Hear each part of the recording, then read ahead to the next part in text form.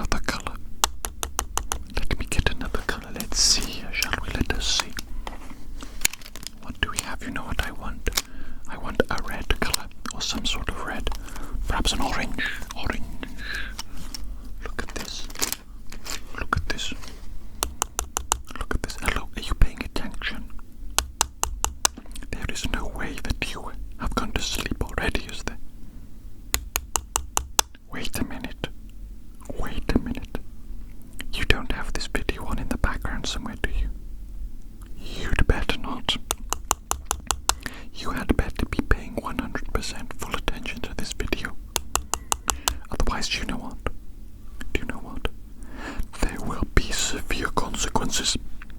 There will be severe consequences. I could eat you. Okay, I could eat you, you know. Look at you down there. You're so small, and I'm so big I could just eat you. It'd be pretty easy, don't you think? It'd be pretty easy. I could probably swallow you in one mouthful. Okay. Let's stop being silly and let's continue with this work of art. Okay. That's what we're doing today. That's what we're producing, a work of art. Are you okay there? Let me just double check. You don't seem very stable down there. I keep moving you around. Sorry about that. I hope you don't mind. I'm bumping you around. Bumping and grinding. You'd like that, wouldn't you? You'd like it if we bumped and grinded, wouldn't you? You sick little freak. You sick little freak. I can see it written all over your face. I can see it. You can't hide it from me.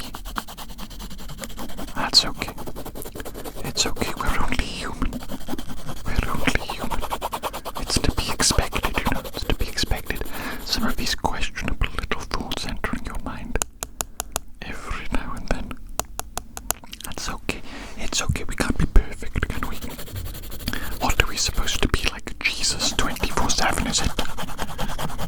Jesus was a god, you know. Or God, just period. As in there's only one. Possibly. I don't know. Was Jesus half man, half God? Or was he entirely God? You would think that he would be half God, half man, at least, you know what I'm saying? Because he had like a mortal body. And surely isn't that partially the whole point of God incarnating as a human to experience what it is to be human, to understand us a little bit better, to empathize with us and be compassionate? I don't know, maybe that wasn't the point at all. Jesus pretty much just came to deliver a message, didn't he? Or multiple messages, I suppose. Lots and lots of different parables. Have you read the New Testament? Have you read it? Listen, I'm not coming at you like a preacher right now. I'm not trying to convert you. I'm not really Christian. I don't know. But I read it. Pretty good. There's some good stuff in there. In the New Testament. And the New Testament is quite interesting as well. Old Testament, boring. Mostly boring. The Old Testament is like 80% boring, 20% absolutely insane stuff. That's like mind-blowing and bizarre. And honestly maybe difficult to understand or conceptualize, I don't know. That's what I would say, personally, but the New Testament is good. It's a fairly nice read, fairly easy read. And you know, it's interesting, keeps your attention. Useful little moral stories in there. Gets you thinking, stuff like that.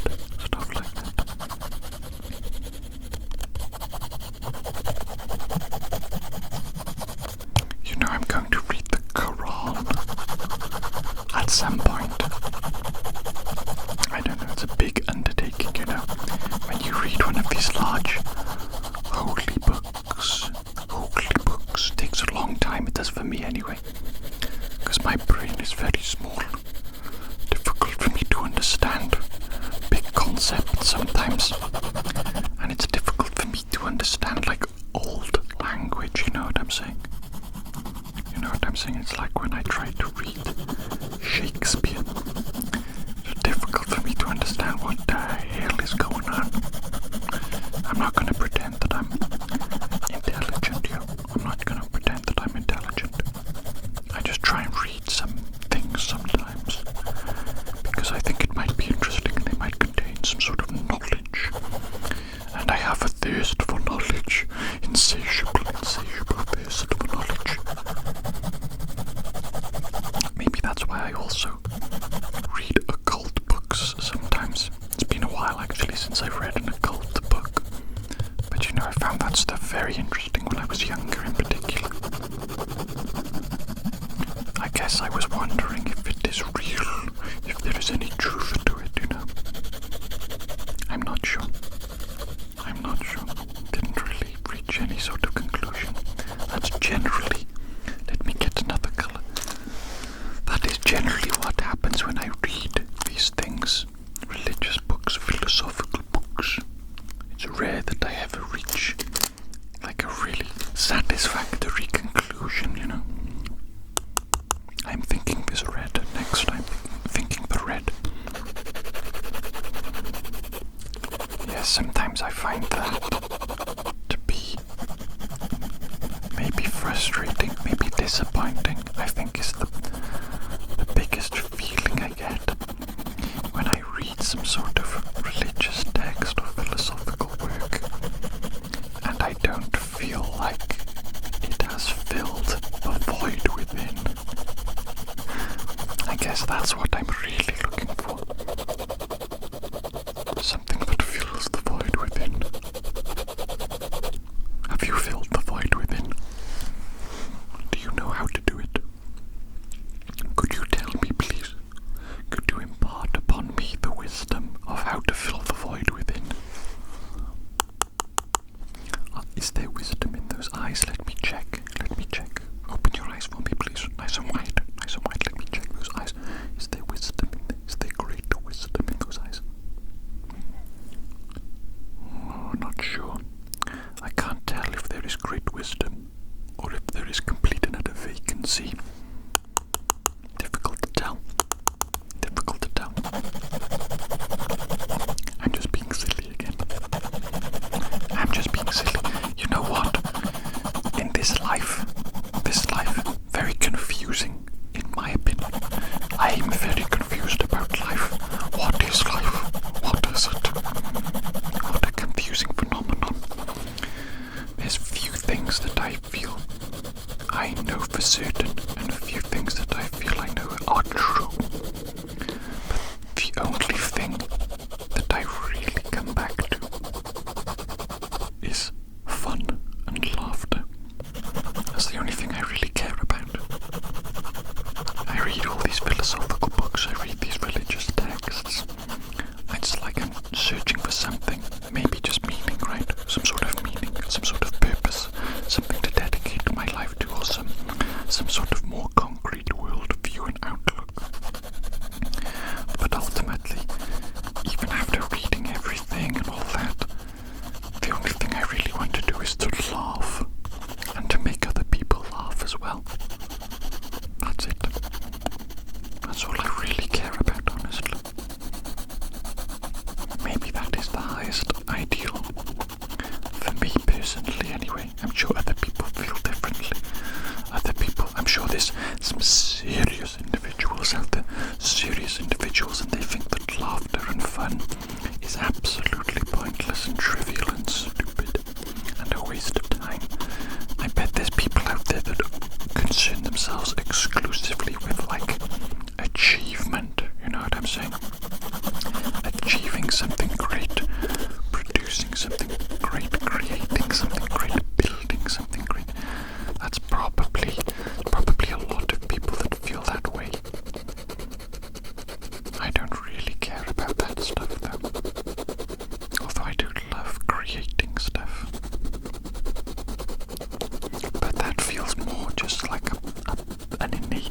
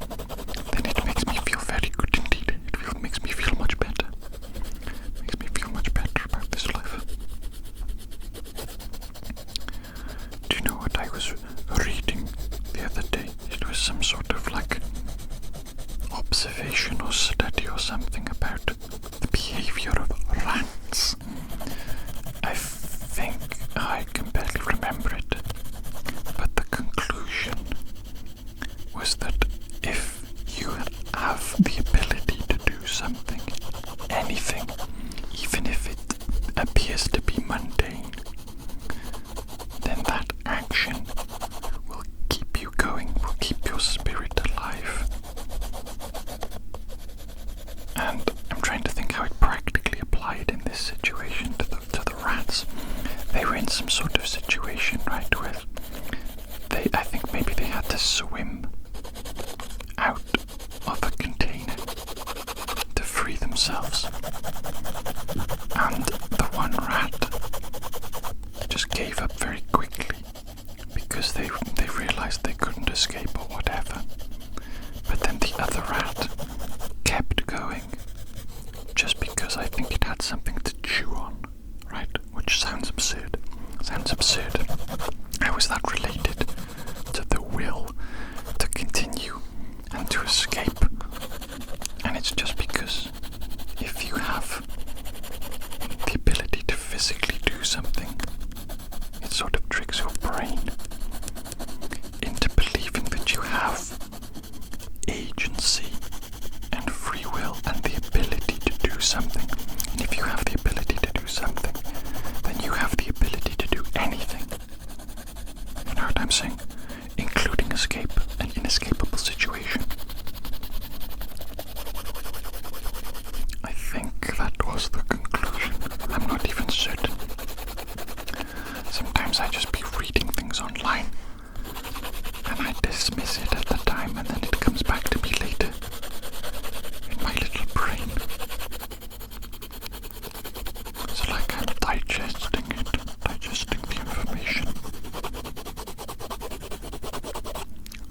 This is looking very nice indeed. You know what you look like right now? A Halloween-themed donut. Yes, indeed, you look like a Halloween-themed donut. The colours, the shape, it looks like some sort of marvellous zombie Halloween flavoured icing on top of a donut. That's what I think. Are you a little donut? Are you a little donut? Are you my little donut? Oh, how precious. How precious. You're my little donut, aren't you? I could eat you up. I could gobble you up right now, my precious little donut. That's the second time I've talked about eating you. How peculiar is that? How peculiar is that? Is that something deep within my psyche? Something psychological? Something psychological? Look at these little things. You can't even see them, can you? There's some sort of little dots, equally spaced little dots. Minor indentations from the manufacturing process of whatever this is. How small. What a minute detail. Let me get another color. Let's see, what colors do I actually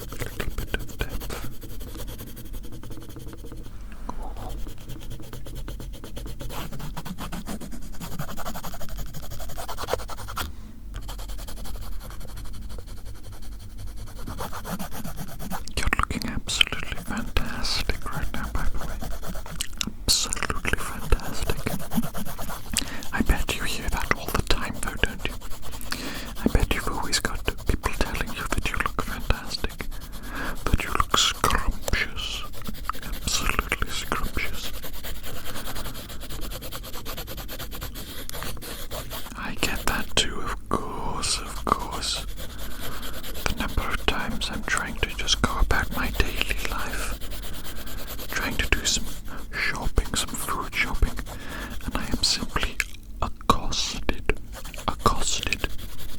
by women who absolutely adore me. I'm just joking. I'm just being silly. You know what I was thinking recently? I was thinking about the ego, right? And about how many religions and spiritual practices, it's very common for them to talk about transcending the ego. Like you have to transcend the ego, get over yourself to like reach nirvana, I suppose, to reach a state of enlightenment. But what if the opposite is true? What if you have to inflate and fulfill the ego?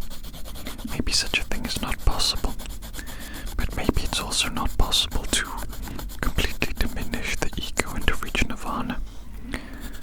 But what if fulfilling the ego is actually the correct path to take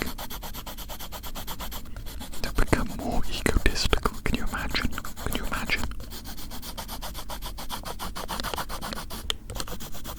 You could certainly at least reach a point where you believe that you are like God. If you inflate your ego enough, right? I can certainly imagine that. There's probably people that are like that in the world already, actually. They believe that they're God, or on the same level as God. Probably some sort of scientist or super rich person.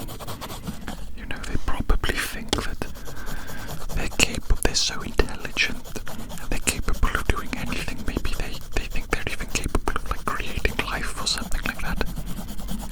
So they think that they're on a par with God. Probably foolishness, don't you think?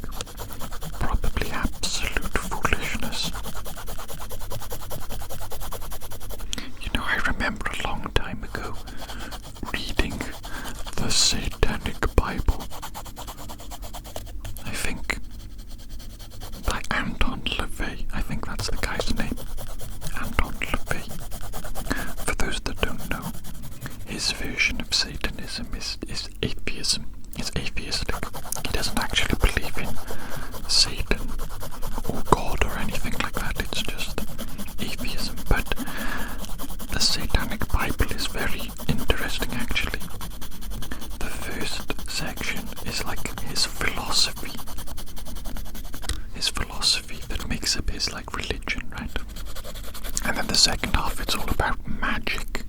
That's probably where he differs from the majority of atheists, is he believes in magic. I'm not sure if he actually believes in magic itself, or if he believes just in the power of ritual and ceremony to like alter the psyche and the human mind. And if you alter the psyche and the human mind, then you alter the outcomes of things in reality, which I think you could describe that as magic, could you not? I think so. I can't remember. It's been a long time since I read the Satanic Bible, but it's a pretty good read, honestly. I mean, I think so. I remember it being good. I think I was a teenager when I read it, but still, I think good. But one of the things he was talking about that I remember is that he believes that all religions are man-made, and his sort of evidence for it, his argument, is that you can see how each religion around the world serves a purpose that is like specific to the region and the people that it was made for. One of the easiest examples of this is if you look at Eastern religions. They will often talk about how in order to reach enlightenment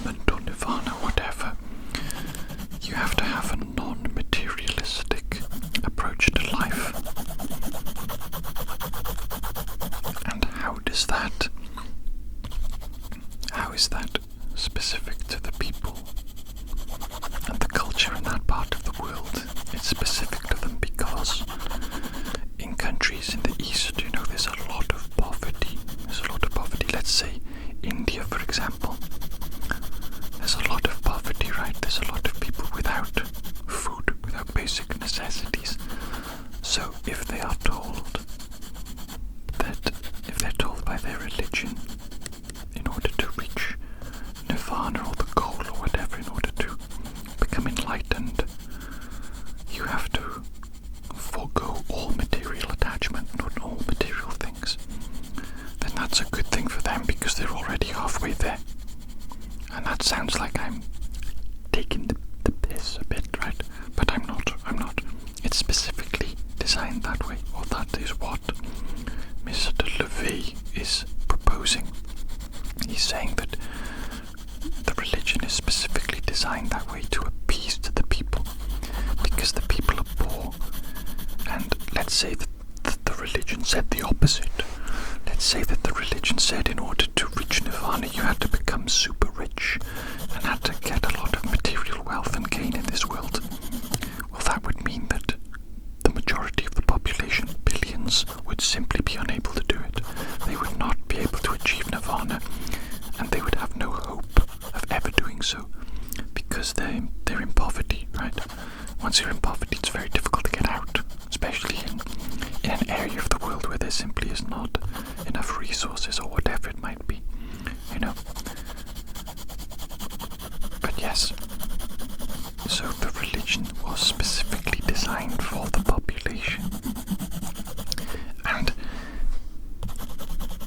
when you say to a population, a poor population, that you can reach nirvana or heaven or whatever it might be by letting go of the material world and not having material possessions, it gives them hope.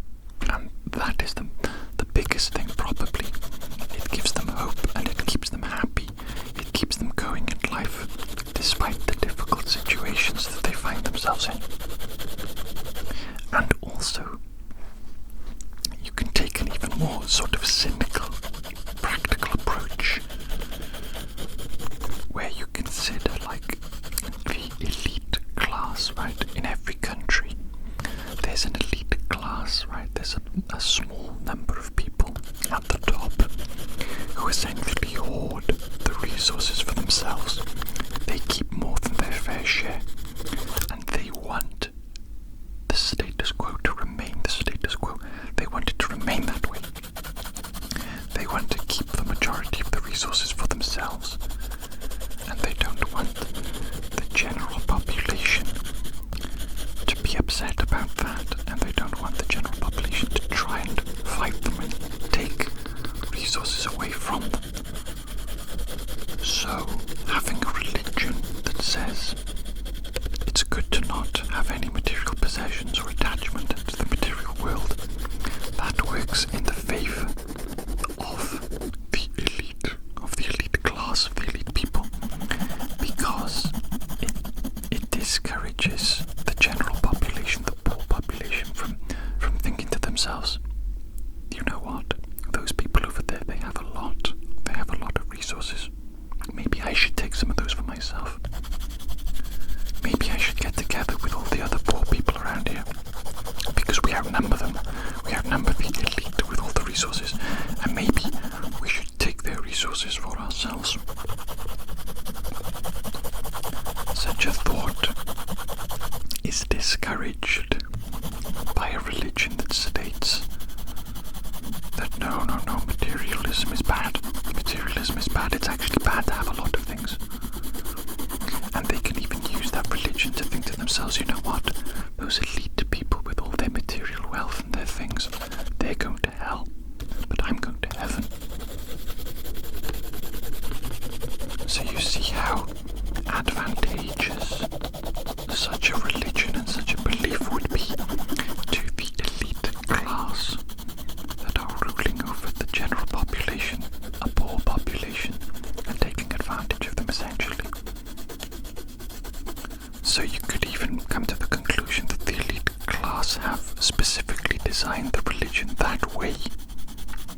as a means of population control and as a means of keeping the status quo. That's just one example. If you apply LaVey's logic to other religions, I'm not really sure what the purpose of or the conclusion of other religions would be. You could look at a more medieval religion, right? Let's look at paganism. Let's look at Norse paganism, Viking paganism. They believed that the only way to reach heaven was to die in battle. To die in battle, to go to Valhalla, to die with honor in battle. How is that useful? How is that useful?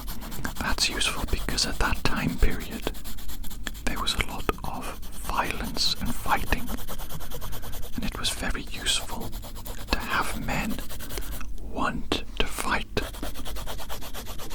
so that, I don't know, they could serve their king or their jarl or their lord, and they could fight and they could claim land, resources, wealth. Probably the same thing actually. Probably just the rich, the elite manipulating the poor. They're saying things like, oh, if you go and die in battle, in glorious battle, you will live forever in Valhalla. That is the greatest achievement, the greatest accomplishment. So off you go, peasant, off you go and die in battle for me, your lord, and bring me wealth and expand my lands.